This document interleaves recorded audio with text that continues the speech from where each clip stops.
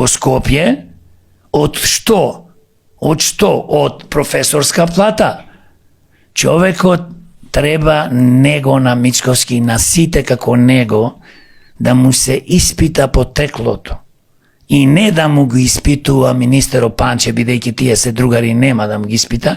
И не овој суд каде што пика негови судија цело време вриштеше како реформи ќе прави во судо, како судскиот совет и не знам кој таму и така натаму од некој од тие судски органи треба да се распуштат.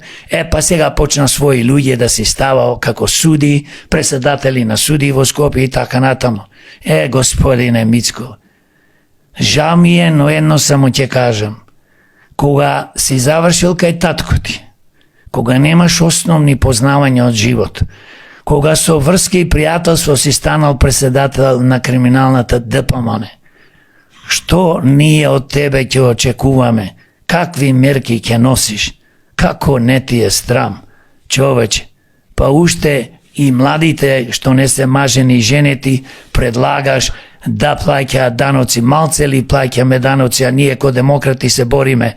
Се разбира, никојаш ова мерка да се имплементира овој закон, а исто да се намала даноците, ДДВ да се намали од 18 на 6%. Дај да бидиме реални.